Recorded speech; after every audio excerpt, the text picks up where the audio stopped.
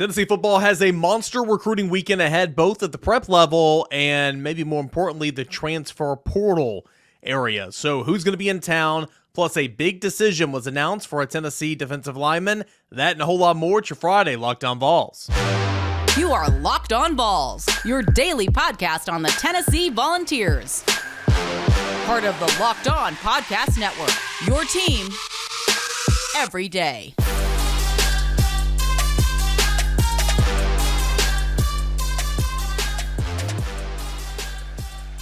Hey, good Friday morning, everybody. Welcome to Locked On Vols. It is your team every single day. This episode is brought to you in part by GameTime. Download the GameTime app, create an account, use the promo code LOCKEDONCollege for $20 off your first purchase.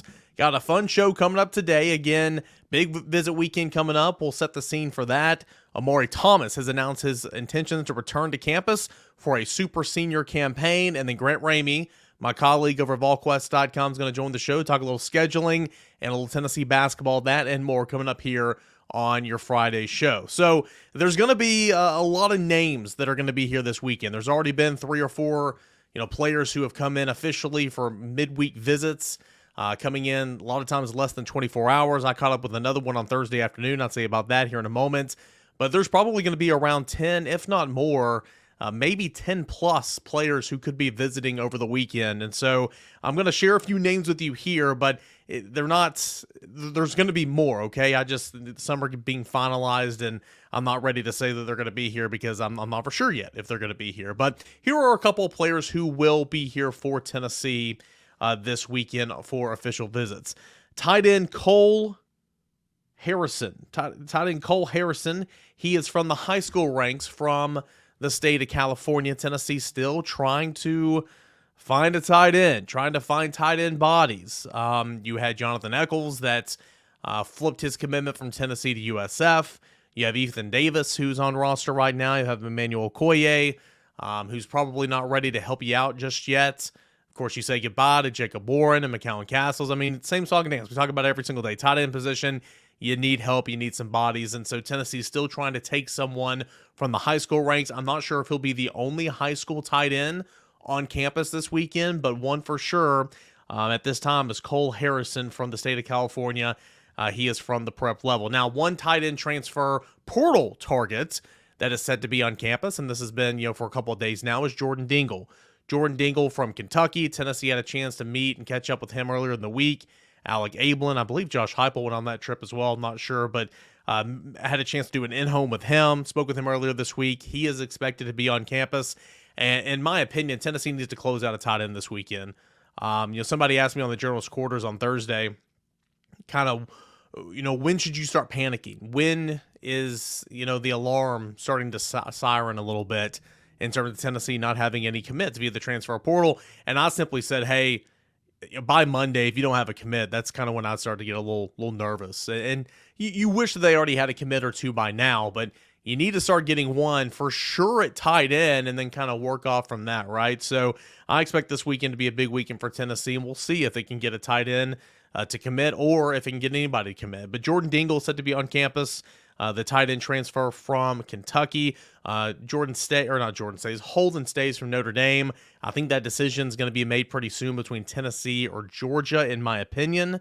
We'll see exactly kind of where that is and if there's a decision at some point from over the weekend. Was officially here last weekend visiting Tennessee. I believe he was at Georgia on Thursday, maybe Wednesday, so we'll see what comes there. But you got Cole Harrison, prep tight end, Jordan Dingle, transfer tight end. You will have Jamal Wallace, a junior college defensive lineman who is expected to be here on campus for an official visit this weekend. He likes Tennessee an awful lot, and of course, Tennessee always plays a lot of defensive linemen, so JUCO usually means that they're more kind of ready to go in terms of a body perspective. It's not been Division I Power 5 football, but you have been playing a branch of college football for the last couple of years, sometimes 2 years, and your body's a little bit further along. So Jamal Wallace is going to come in for an official visit, and then you're going to have Murad Watson. Yeah, Murad Watson's his name. Currently a Kent State commit.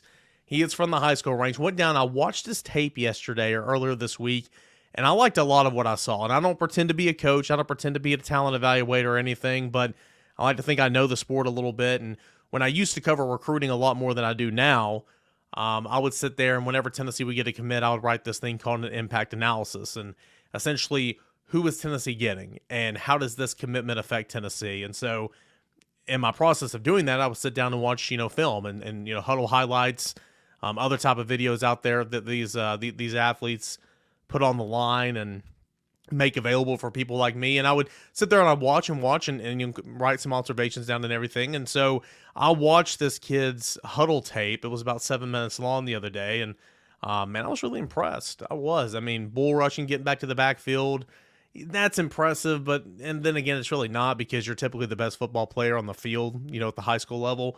But his ability to get extension, arms out, eyes in the backfield, getting rid of a blocker and going to make a play, I like that a lot. So Tennessee will have tight ends, Cole Harrison from the prep level, Jordan Dingle, a transfer tight end, Jamal Wallace, a junior college defensive lineman in, Murad Watson, Kent State commits, defensive lineman. And then Tennessee will have a pair of commits already in the boat. They're going to be here for official visits. Defensive lineman Carson Gentle, of course, from Macaulay High School. And you have Jeremiah Hurd, who is a basketball player, new to football. I think he's going to be one of the steals of this class. So those two are expected to be in as well. There will be more. Again, there will be more, but those are a couple that I'll share with you right here.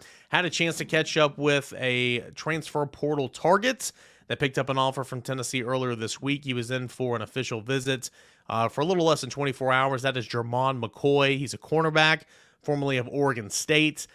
Caught him when he was going out of town on Thursday. Had a lot of good things to say. Quote, loved it. Think there's a great opportunity for me to come here. The culture, I love interactions that we had with the coaching staff. They're down to earth with me and straight up with me. I like that. And coaches said that, hey, they showed me the depth chart. Quote, they said that a lot of guys have been leaving and I can come in here and step up. It would be a good opportunity for me. And so it sounds like he knows that there's some opportunity there as well. I think Oregon's involved in this one. I think Oklahoma's involved in this one. SMU, Texas A&M, and Tennessee. We'll see what happens, but I think this is going to be a Texas A&M Tennessee battle, and he is from the state of Texas. So, that's something to watch out for there as well. All right, so it's going to be a massive recruiting weekend. We'll have plenty of updates for you all weekend long over VolQuest.com, and we'll talk about it right here on the show, Locked On Vols, on a Monday morning. We will come back. We'll discuss the impact of what Omari Thomas means to this 2024 roster. That and a whole lot more is coming up next right here on Locked On Vols. Do want to tell you about our friends over at GameTime. You shouldn't have to worry about when you're buying your next tickets to the next big event. GameTime is a fast and easy way to buy tickets for all sports, music, comedy, and theater events near you. With killer last-minute deals, all-in prices, views from your seat, the best price guarantee, GameTime takes the guesswork out of buying tickets. Last-minute tickets, flash deals, zone deals as well. They have the lowest price guarantee, even event cancellation protection and job loss protection, so they have your back no matter what. Holiday season's here. Christmas is just around the corner. If you want to surprise your loved one, maybe your son, maybe your dad, maybe your grandpa, whatever the case is, to buy some tickets for Tennessee baseball upcoming at Lindsey Nelson Stadium, maybe Tennessee basketball this winter, you can do that at the GameTime app right now. Download the GameTime app, create an account, use the promo code LOCKEDONCollege for $20 off your first purchase. Again, that's GameTime.com or the GameTime app, promo code LOCKEDONCollege, LOCKEDCOLLEGE, LOCKEDONCollege for $20 off. Download GameTime today. Last minute tickets, lowest price, guarantee. That is GameTime. All right, guys, welcome back into your Friday edition of Locked On Vols. I'm your host, Eric Kane. Appreciate you, as always, for being here. Tennessee received some good news on a Thursday afternoon, and that is the return of defensive lineman Amari Thomas, who will exercise his free year of COVID eligibility and come back to campus and play for the Volunteers in 2024. This has been expected, okay? We've dropped hints on it. I've mentioned several times, I feel like, that I thought that, Omari Thomas was, in line to be coming back. He just made it official on Thursday, and that's big, and I'll tell you why here in just a moment. I will say this right now. I do expect some news today. Maybe by the time you're listening to this podcast or watching this podcast, news has already dropped. I expect at least 2 things to happen today. And so, we'll see. And if that's the case and everything goes out, a lot of times you expect things to happen and then times get changed. So, in fact, I'll give you a brief little story. I'm not going to tell you who because it's still not been out there, but something was supposed to happen earlier this week. I came on here, I recorded my podcast and everything. And then I just kept waiting for it to hit the social media, and it never did. I kept waiting. I'm sitting here with a smile on my face, and I'm like, everything's great. That fire emoji, like, everything's fine, flames all around. And it never happened. So I had to get on here at like 10 o'clock at night and record a new segment for one of the shows that I did because it ultimately didn't happen. I've been burned by that a couple of times. Also, sometimes I remember like when Brew McCoy committed to Tennessee 2 springs ago. He was supposed to commit on this day or whatever, and like I was going out of town the next day, and like I went ahead and recorded the show like earlier that morning, and I just kept waiting, and it was like remember he was California, so he was a couple hours behind us, and I mean it was like I want to say like 5, 6, 7 o'clock at night, and I'm just like, come on, I gotta catch a flight in the morning. Please don't make me have to redo this episode. And then like later that night he tweeted it, and I was like, oh, thank God. So anyway, just part of the profession, but nonetheless, I do expect some things to happen today. News items. So we'll see what happens, and no better place to keep track of all that here at Locked On Vols and over at VolQuest.com. Probably we'll do another episode today as well, later this afternoon or maybe tonight. So something for you to listen to on Saturday. Anyway, back to Omari Thomas. He put out on social media, Dear Vol Nation, I would first like to thank God for putting me in the position to play football at the collegiate level. I'd also like to thank my family, friends, and coaches for their endless support throughout my academic and athletic career. Lastly, to the most electric fan base inside Neyland Stadium every single Saturday, thank you. 4 years ago, I made the decision to come here and be a part of the change. My time at UT has been nothing short of amazing. I've accomplished so much in my years here. I've grown as both a person and a player on the field. I've enjoyed playing alongside my teammates and building a true brotherhood. However, I think we can take this a little bit further. With that being said, I will be returning to the University of Tennessee for my final season. Let's run it back one last time. Go Vols forever and always, Big O. So that is Omari Thomas. And that's huge, right? I mean, Omari Thomas has been a really good player here for Tennessee over the years. I mean, he really has. At a Briarcrest Christian Academy over there. I think is that an academy, Briarcrest School, maybe? Nonetheless, it's in Memphis. And he's been a really good player for Tennessee. Came in with his teammate, Jabari Small. He did not go, or did he go through senior day? Yeah, he went through senior day activities back prior to the Vanderbilt game. Always had that year of eligibility. 88 tackles throughout his career, 11 TFLs, 4 sacks. Preseason SEC All-American coming into the 2023 season. So he's been a very notable player.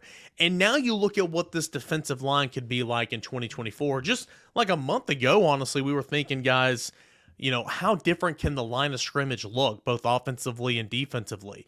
Tennessee could be hurting, but John Campbell announces he's coming back. Gerald Mincy announces he's coming back. I believe Dane Davis will be coming back.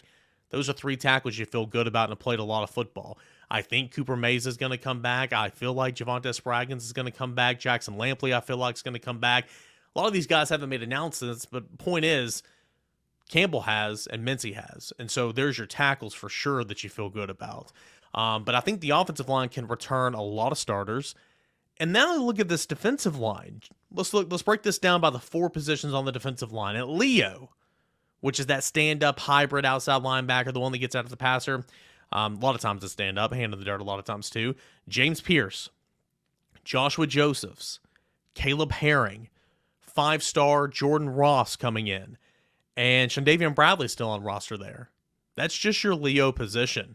Go to the other side. And remember, you lost Roman Harrison from that spot. Go to the other side, where the traditional defensive end 5 technique that I call it, it's where Tyler Barron played. You lost Tyler Barron, right? But you have Dominic Bailey, Tyree West, Tyree Weathersby, who was injured and didn't play his freshman year, but everybody thinks is going to be a stud.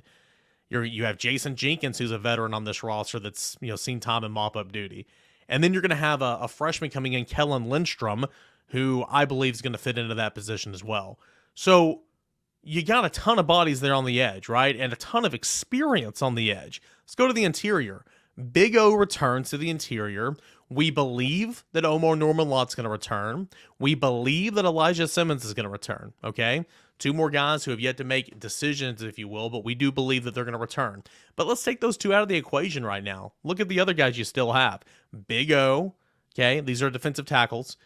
David Hobbs, Bryson Eason, Nathan Robinson, Trevor Duncan, and then, of course, Omar Norman-Lott and Elijah Simmons. And I'm sure that I'm forgetting some people as well. But my point is, look how much experience, look how much depth is on this defensive line. It's something to feel good about, especially going into next year, because games are won and lost at the line of scrimmage. You need good quarterback play. I recognize all that. But how good is good quarterback play when you can't be protected? Look at Spencer Rattler of South Carolina for much of this past year. Look at Drake May over there at Carolina. He's going to be a top 5 draft pick. They can protect him worth a darn, right? So big stuff. Big announcement for Omari Thomas coming back and announcing he's going to play for Tennessee in 2024. So that was some big news, and wanted to recap it here on Locked On Vols. What about that 2024 schedule? Talked about it a lot on yesterday's show, and get Grant Ramey's thoughts on it, plus Tennessee basketball, the Volunteers, how they look right now, all that and more. That's coming up next right here on Locked On Vols. Do want to tell you about our friends over at Prize Picks, okay? Prize Picks is the largest daily fantasy sports platform in North America. The easiest and most exciting way to play DFS. It's just you against the numbers. Instead of battling thousands of other players, including pros and sharks, you pick more than or less than on your 2 to 6 player stat projections, and you'll watch the winnings roll in. Prize Picks is the most fun I've had, winning up to 25 times my money back this football season, and now you can play during basketball season as well. Just pick two or more players, and you pick more than or less than the player stat projections, and then watch the winnings roll in. This week, you can combo pick them as well. This week on Prize Picks, I'm selecting Steph Curry for more than 29 points, Anthony Davis for more than 2 blocks, Christian McCaffrey more than 75 rushing yards, Joe Burrow, old copy, not playing. Let's go. Jake Browning, his backup, more than 2 passing touchdowns. That is what a player grid kind of looks like over there at PrizePicks.com. All right, go to PrizePicks.com/LockedOnCollege. Use that promo code LockedOnCollege for an instant deposit match up to $100. That's PrizePicks.com/LockedOnCollege for an instant deposit match up to $100. All that and more at PrizePicks. All right, here to finish off here on a Friday morning, I've got Grant Ramey, my colleague at VolQuest.com. Grant, lots going on right now. First, I want to start with the Tennessee football schedule that was released a couple nights ago. It's kind of an extra week. It's kind of how the calendar, fits for 2024 plus week 0, but every program is going to have 2 bye weeks. So it's like another week of the season, essentially, in terms of content. But for this new era of the SEC, kind of what'd you make of Tennessee's schedule for the 2024 season? Number one, 10,000 subscribers on YouTube, and you bring this face onto the show. This is one way to go back below the 10,000 number, I can assure you. This is true. Number two, on the schedule, it's kind of a bummer that they start with Oklahoma, because it feels like that's kind of been done with that home and home in 2014, 2015. So I kind of wish Texas was the way they went to start with. I don't think either option is, you're not making your schedule any easier by adding either of those teams, especially if you have to go on the road to Oklahoma. Very dramatic and storyline and all that stuff from the SEC to send Tennessee to Oklahoma for that first SEC game with the Sooners as a conference team, and Josh Heupel going back there for the first time since Bob Stoops fired him a few years back. And it's kind of cool to see what he's made out of his career since that setback and what he's done at Tennessee so far. So that'll be really interesting. It's interesting to start with 2 SEC road games, even though you got that bye week in between Tennessee and going to Oklahoma, and then turn around and go back to Arkansas, a couple old SWAC schools. So I thought that was interesting. But for Tennessee, it felt kind of like the same old. You still have Alabama, you still have Florida, you still have Georgia, you still got Georgia in November. You still have it's very weird to have Florida and Bama as back-to-back home weeks. That's going to be 2 pretty big weeks in Knoxville. But it kind of felt like the same old. Tennessee had to cancel an Oklahoma home and home that they had scheduled because Oklahoma was joining the league. And that was, I guess, this past couple of seasons. So it feels new, and it's going to be cool to have 2 bye weeks and an extra week of the season, but it also kind of feels like kind of business as usual. It won't feel new until there's no Florida or there's no Georgia or they're going to Texas, or they're hosting Texas, or whatever. So I'm looking forward to that. But 2024 kind of feels like business as usual.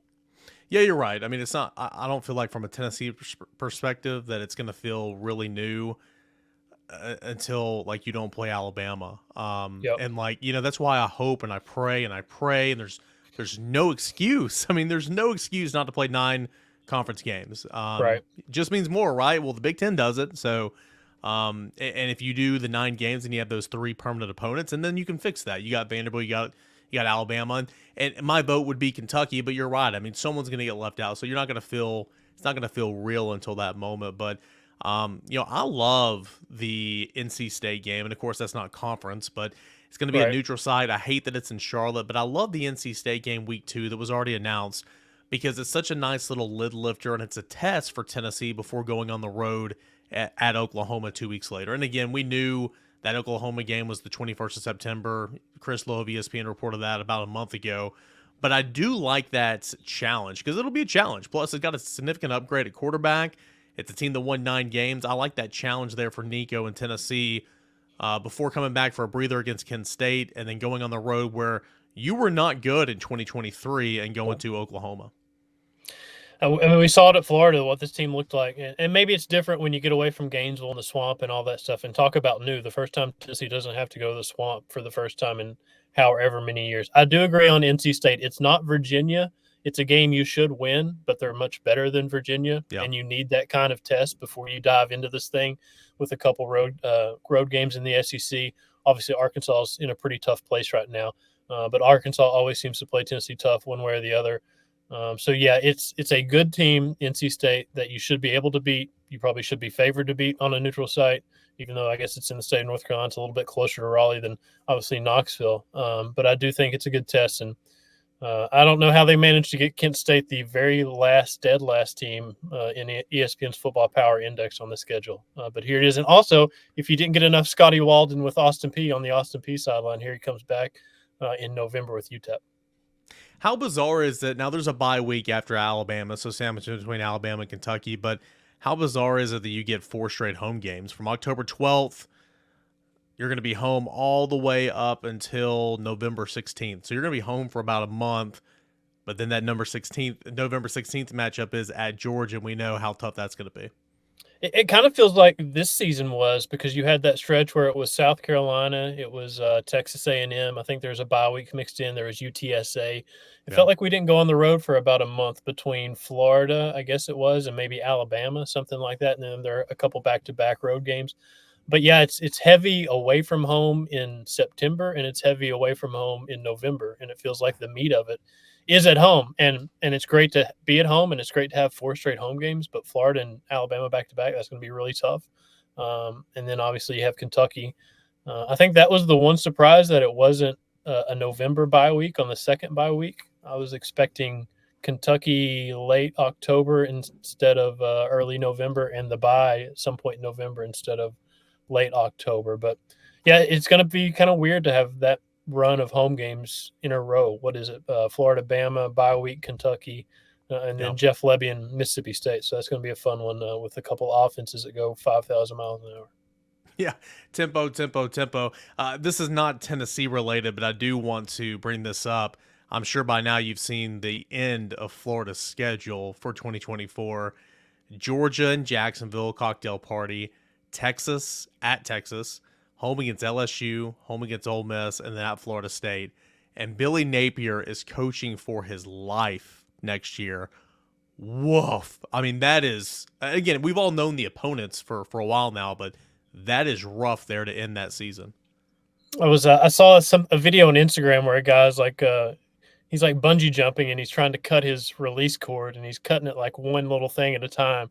And there's like one little strand each time he cuts it, and it gets closer and closer and closer to dropping, and finally it drops, and he just goes down on the actual bunch. That feels like Billy Napier, man. I mean, if the end of this season wasn't rough enough, like he apparently was recruiting well at some point and putting together a pretty good class, and now other teams are starting to raid their recruiting class a little bit.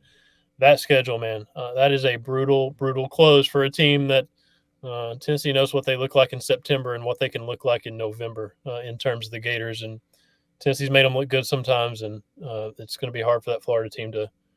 Good luck, Billy. That's all I got to say. It's going to be really tough. All right, man, let's shift gears here. Let's go to Tennessee basketball. I know that you're pumped up about this. I'm sure no one else is going to it, but I know you're not going to it. Point is, 10 o'clock Eastern time tip in San Antonio Saturday against NC State. Just ballpark. You going to be up at 3 a.m., 4 a.m.? What time are you going to bed? No, I'm not staying up till 4 a.m. for basketball. No offense, Rick Barnes, your Tennessee basketball program. 10 o'clock start. It'll be over at midnight. Probably 2:30, something like that. Do you want me to? Do you want me to explain this? Because there's a lot of questions about how this game happened, why it's happening, where it's happening. Okay, Tennessee was looking for a home and home. They didn't want to go through the bulk of December with bye games leading into January 6th Ole Miss SEC opener. They didn't want it to be Norfolk State, Tarleton State, George Mason. I can't even remember who they played the other night. Georgia Southern. They didn't want another one of those games mixed in. Obviously, Illinois is pretty tough. You pass that test. You didn't want to go a month without it. So they look around for a home and home. They're looking for a Power 6 program, and they're offering to go on the road first. And they couldn't find any takers. So it became a neutral site thing where they have played in these Hall of Fame. It's a Hall of Fame tournament event, whatever. They've played in those events before in Toronto and Phoenix against Gonzaga in Washington. So they know this event and all this stuff. So it finally became, okay, take the best team you can find, which is North Carolina State, and we'll play it wherever we have to play it. Now, why it's at 10 o'clock? No idea. Couldn't tell you. That's TV, whatever. It's a triple header. Who knows if it even starts on time, but 10 o'clock ESPN2, I'll have a cup of coffee in hand. Don't worry. That's rough. Thoughts on Tennessee so far? Again, it's a long season. Very, very much battle tested here in the month of November. Now you're into December.